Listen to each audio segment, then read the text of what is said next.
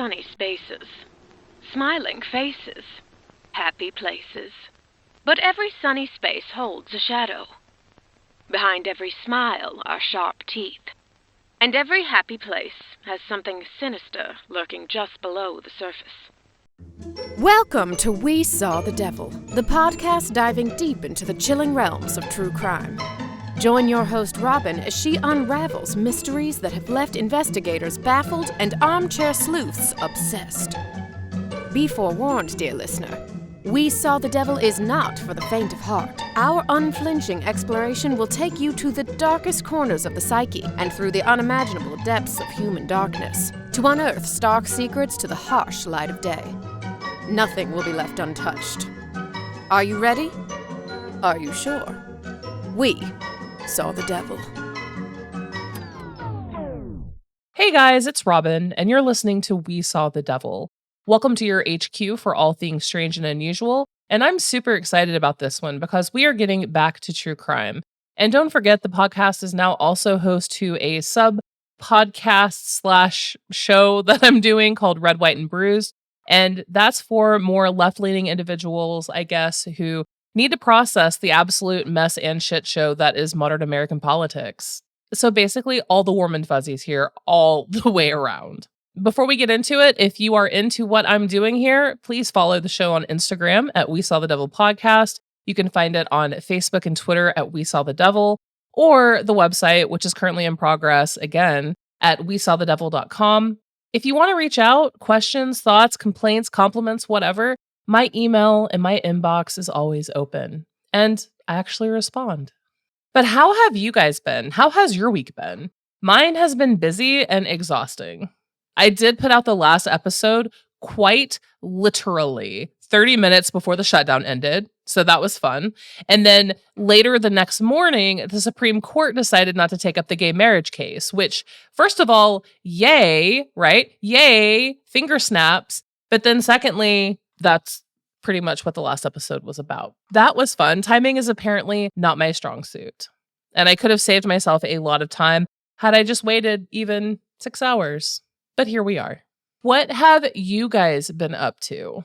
I have just been working and spending time with the dogs. That is seriously it. I am beyond exhausted. I don't know what is wrong with me, but I can barely function some days. I'm just so tired, but all of my energy goes into work and dogs, and that's about it. We are getting closer to the holiday season, and you guys, okay, I'm not one to ick another person's yum. I'm not one to put other women down. I hate it when women are called basic. But like, I am that basic bitch, you guys. When a single leaf turns color, I am all over that. I bust out the hoodie, the t-shirts, the jeans, switch out my Birkenstocks, the Boston clogs. I am on it, you guys. It is apple cider, pumpkin, white chocolate, cranberry orange. It is the season. You get what I'm throwing down? And it has been so wonderful.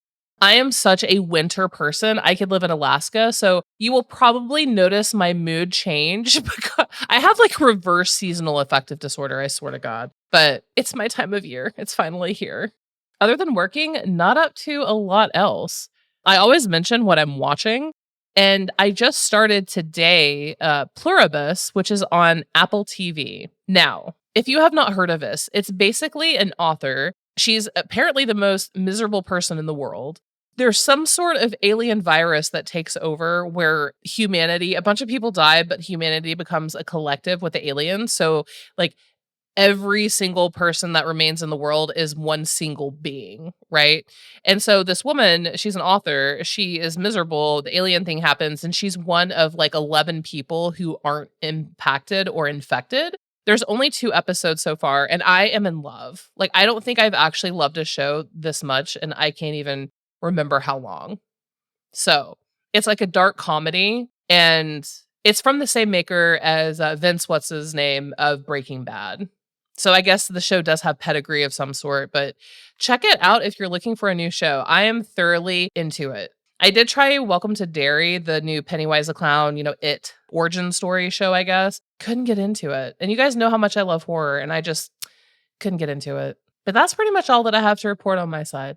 Today's episode is going to be an interesting one. This is a story that I heard about quite a while ago, and I kind of made an entry into my mental Rolodex that I would like to cover this case one day, and apparently that day is nigh. This episode is about the Circleville letters, America's most disturbing anonymous threat campaign.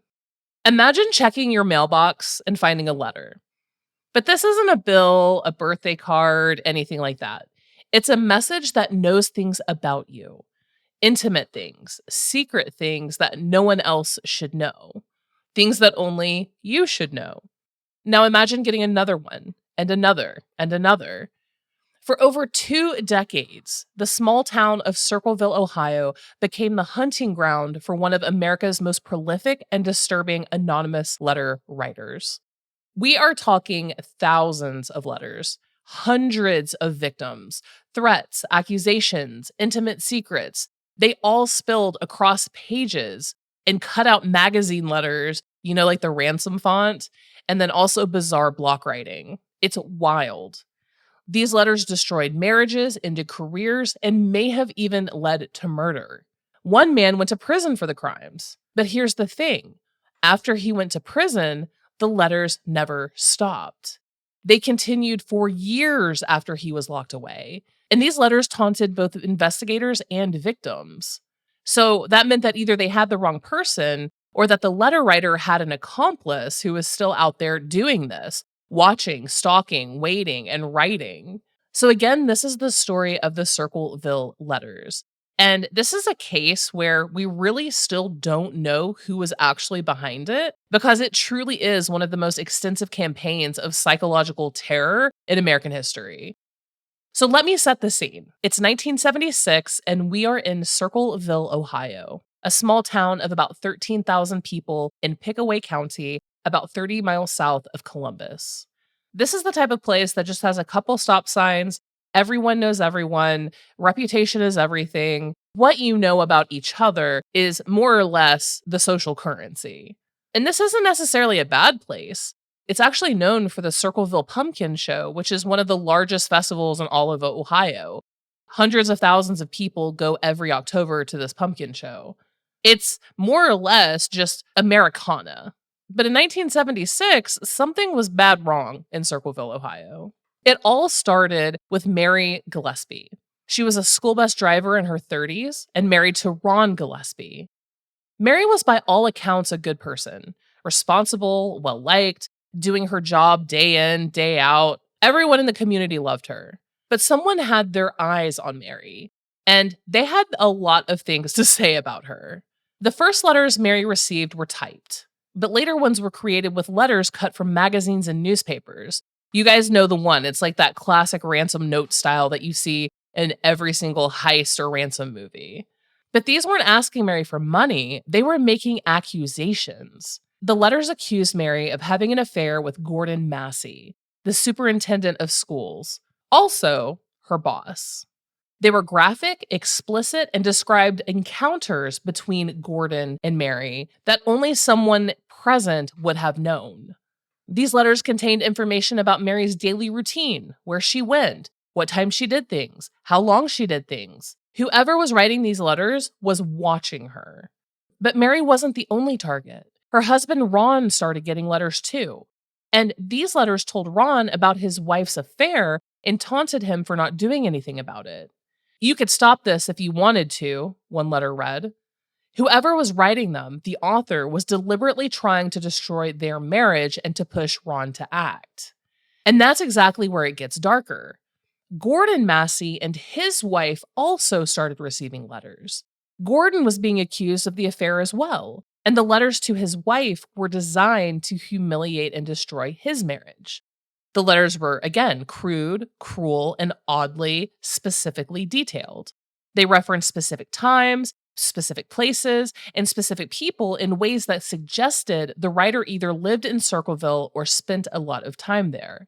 This wasn't some random 1976 troll. This was someone local, someone who knew all of these people, and someone who was actively watching. For Mary and Ron Gillispie, the letters created a living nightmare.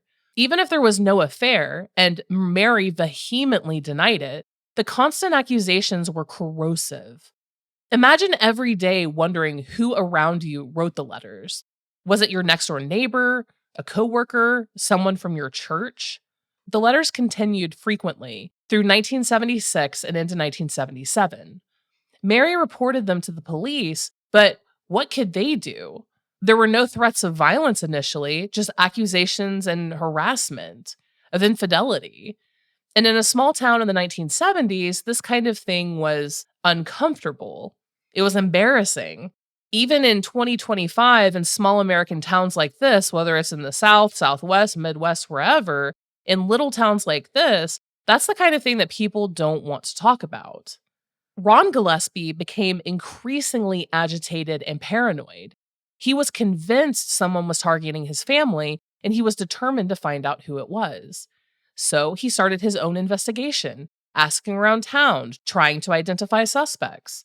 The letters had mentioned specific details that suggested the writer might be someone on their street, someone who could watch Mary's comings and goings.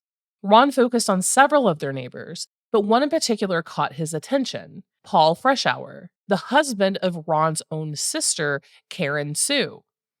Paul and Karen lived nearby, and Ron began to suspect that Paul might be involved somehow. As this was all happening, the tension in Circleville was building. The letters were no longer just Mary's problem.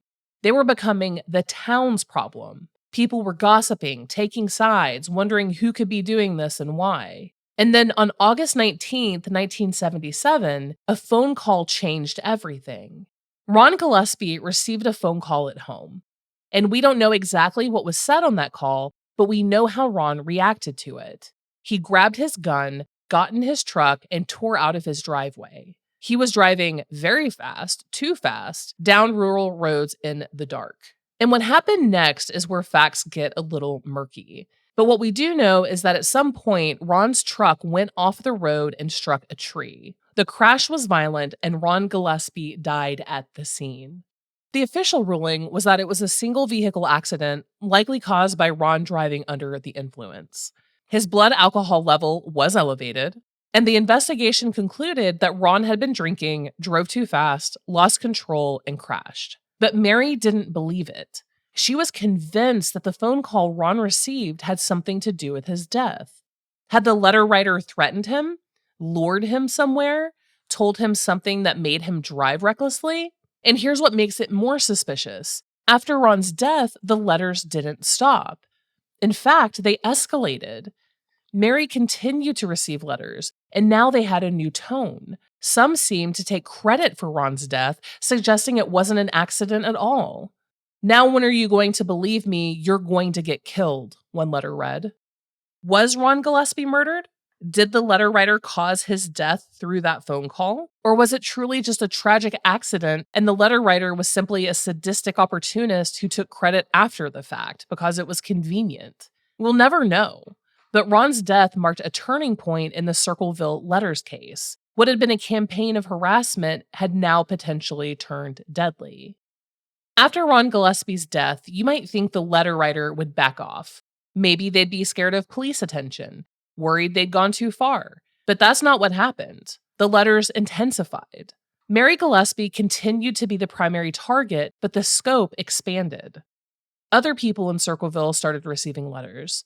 The superintendent Gordon Massey, the sheriff, local business owners, even the county prosecutor. The letter writer seemed to have an encyclopedic knowledge of Circleville's private lives. Who was cheating on whom? Who had money problems? Who had addictions? Who had secrets they desperately wanted to keep hidden?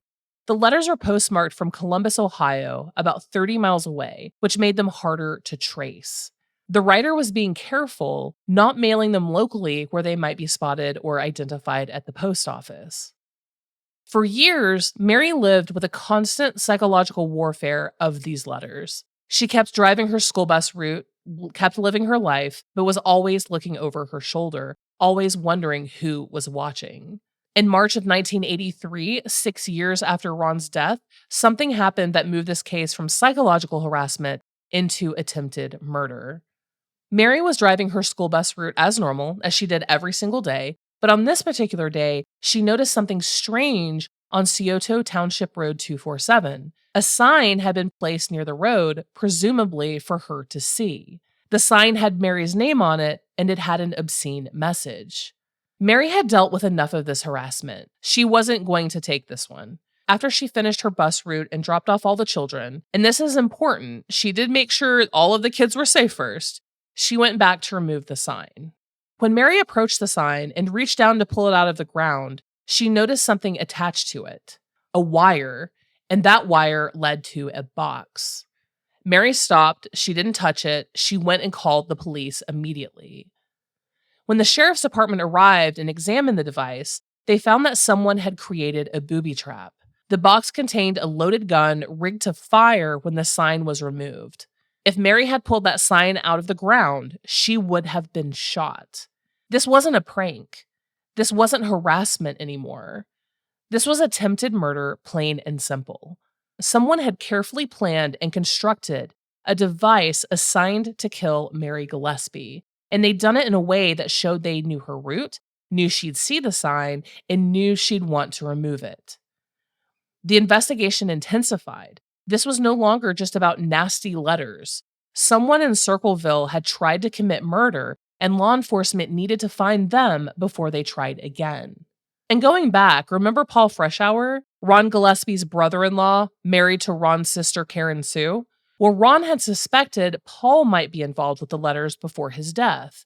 Now, with an attempted murder, police took a much harder look at Paul.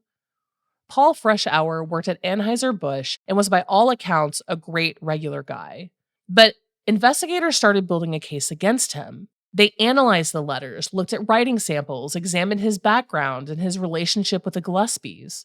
The gun used in the booby trap became a key piece of evidence. Ballistics showed it was the same make and model as a gun Paul Freshour owned. While Paul claimed he'd sold that gun years earlier, he couldn't produce paperwork proving the sale.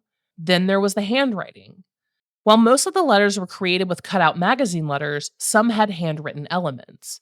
Authorities brought in handwriting experts who said the writing appeared to match Paul Freshour's handwriting. Paul Freshour was arrested and charged with attempted murder.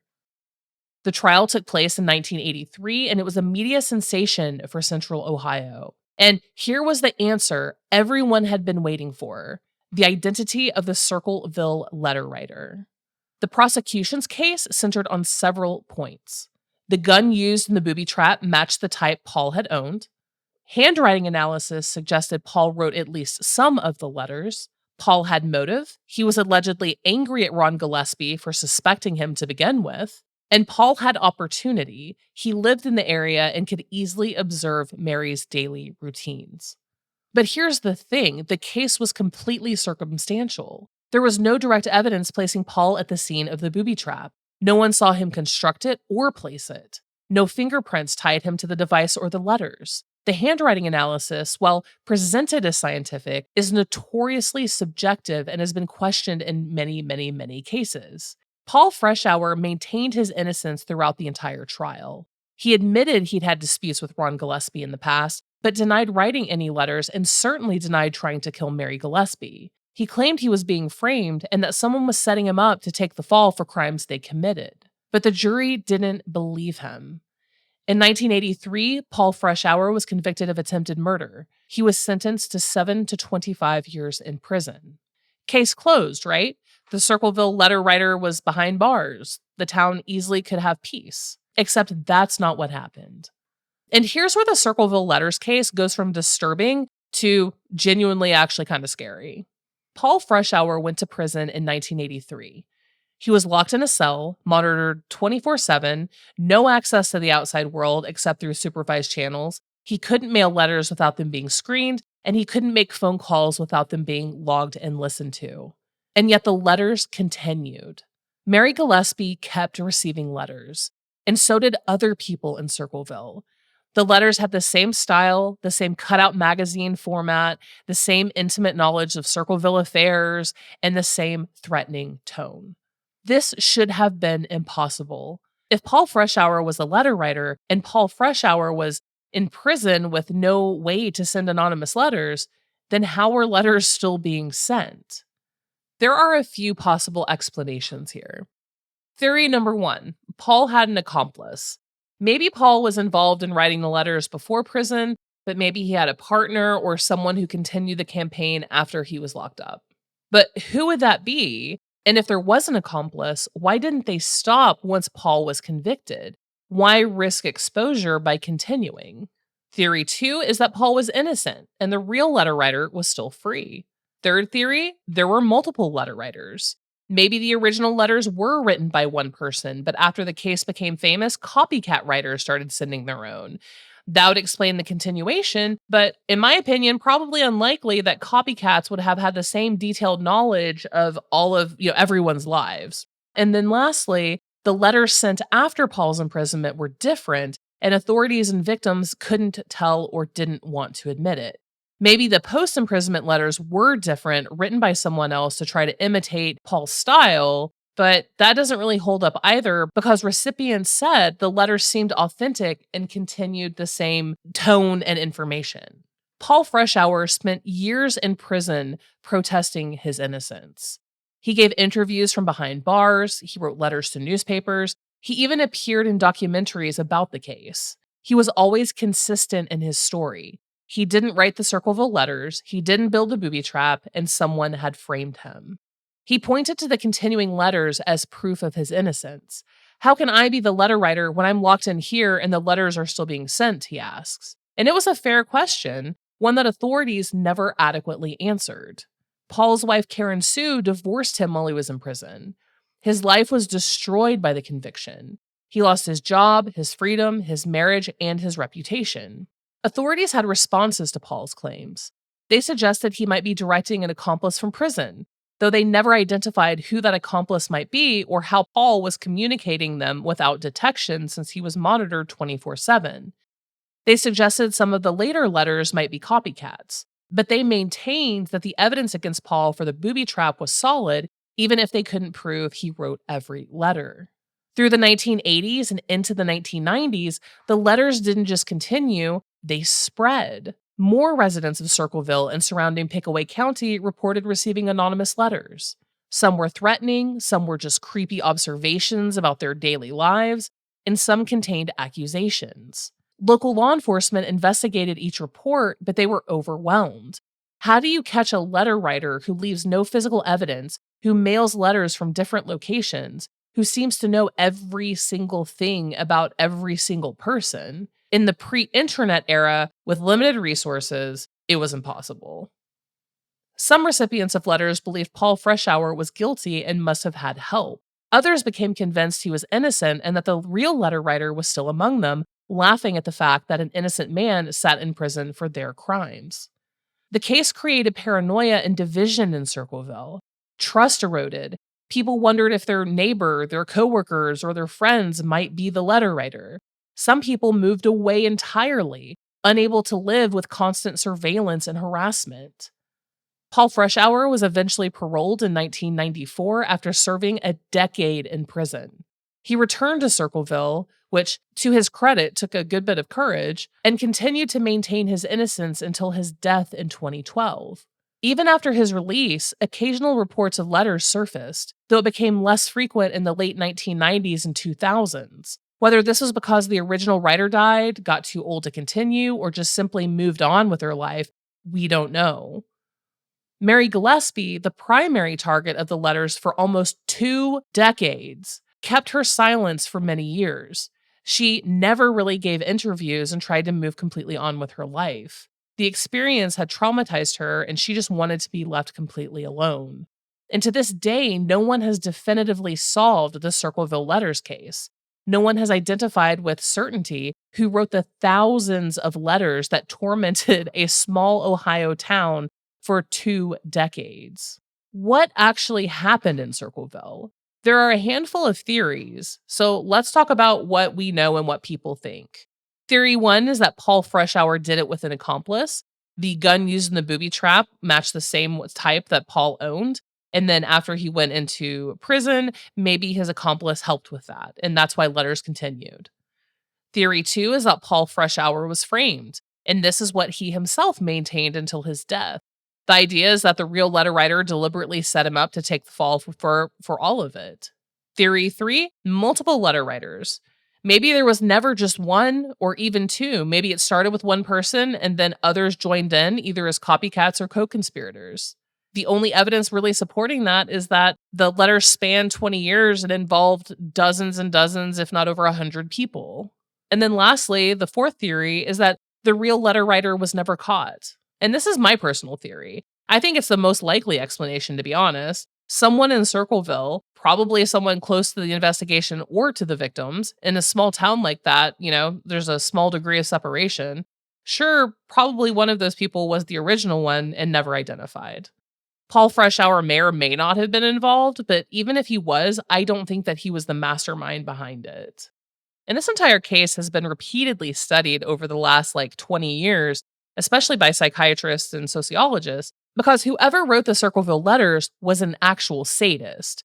This wasn't about money or revenge for a specific wrong or perceived wrongdoing. This was solely about power and control. The power to make people afraid, to destroy relationships, to ruin lives, and they remained completely hidden. The letter writer was getting off on the fact that they could tinker around with all of these people's lives and go completely undetected. The escalation to the booby trap shows that the power of the letters wasn't enough anymore. The writer needed to up the stakes to see if they could actually kill someone and get away with it. And Mary is beyond lucky that she noticed that wire. This is someone who had deep psychological issues, possibly a personality disorder. Likely someone who felt powerless in their own life and compensated by secretly controlling others. They might have seemed normal on the surface, maybe even friendly and helpful, but inside they were fueled by a rage and a need to dominate. And that is the psychological profile that has been built for this person. The Circleville letters case is a reminder that sometimes evil is anonymous. Sometimes it is cowardly, hiding out behind cutout magazine letters and post office boxes miles away from the scene of the crime. For the people in Circleville, the damage was lasting. Trust was broken. Lives were destroyed. Ron Gillispie died, whether directly because of the letters or not. Mary Gillispie lived in fear for years. Paul Freshour spent a decade in prison and died maintaining his innocence. And the letter writer? They likely got away with it. Whether it was Paul Freshour or an accomplice of his or someone else entirely, the full truth never surfaced. The mastermind behind 2 decades of psychological terrorism was never definitively identified.